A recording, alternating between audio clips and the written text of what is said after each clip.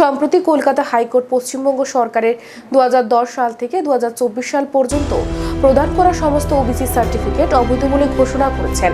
কলকাতা হাইকোর্টের division bench এর রায় দিয়েছেন। এর ফলে প্রায় 5 লক্ষ ওবিসি সার্টিফিকেট বাতিল হয়ে গেছে। পশ্চিমবঙ্গ তৃণমূল সরকারের এই ধরনের অনৈতিক উদ্যোগের তীব্র নিন্দা জানিয়েছে খয়ারপুর ভারতীয় জনতা পার্টির সদর গ্রামীণ জেলা কার্যালয়ের গ্রামীণ জেলা ওবিসি মোর্চা। শুক্রবার খয়ারপুর গ্রামীণ জেলা দপ্তরে আয়োজিত এক সাংবাদিক সম্মেলনে ওবিসি মোর্চার দীপক ঘোষ এই প্রতিক্রিয়া ব্যক্ত করেন। তিনি জানায়, ভোট ব্যাংকের কথা মাথায় রেখে প্রকৃত ওবিসিদের বঞ্চিত করে মুসলিম সম্প্রদায়কে ওবিসি সার্টিফিকেট বিতরণ করেছে পশ্চিমবঙ্গ তৃণমূল সরকার।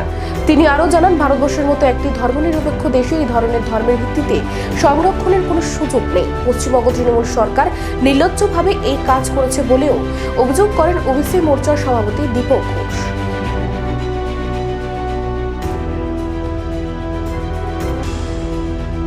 ওবিসির প্রেসিডেন্ট আজকে আমাদের সদর ডিস্ট্রিক্ট অফিসে আমাদের ডিস্ট্রিক্টের সমস্ত কার্যকর্তারা উপস্থিত আছেন।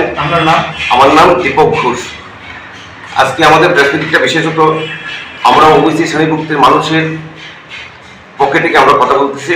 আমাদের ওবিসি শ্রেণীভুক্তের যে আমাদের রিজার্ভেশনটা পশ্চিমবঙ্গে মমতা বন্দ্যোপাধ্যায় দীর্ঘদিন ধরে 2010 থেকে 2024 পর্যন্ত এটা একটা শ্রেণীর উপশ্রেণীভুক্ত করে সেটা তাদের দিয়ে দেওয়া হয়েছে এবং 2010 থেকে 2024 পর্যন্ত 10 লক্ষ ওবিসি সার্টিফিকেট অনুমোদন করেছিল। ক্যালকাটা হাইকোর্ট ওবিসি সার্টিফিকেটগুলিও বাতিল করেছে এবং এই সংরক্ষণটা বাতিল করেছে। আজকে যদি এটা কার্যকরী হয়ে যেত তাহলে আমাদের ওবিসির যে গরিব শ্রেণীভুক্ত মানুষ তাদের বিশাল একটা ক্ষতি হয়ে যেত। যারা প্রকৃত ওবিসি সার্টিফিকেট পাওয়া বা ওবিসির রিজার্ভেশন পাওয়া তারা সব থেকে বঞ্চিত হইত।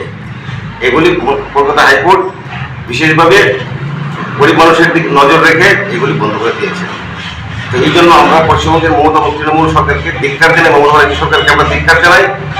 এটা নিয়েই আজকের মূলত এখন আপনার কি চান বা কেমন লাগছে যে আপনারা এটা হওয়াতে আমাদের বিশেষ ভালো লাগছে এবং ন্যায়পালিকার উপর আমাদের বিশ্বাস আছে ও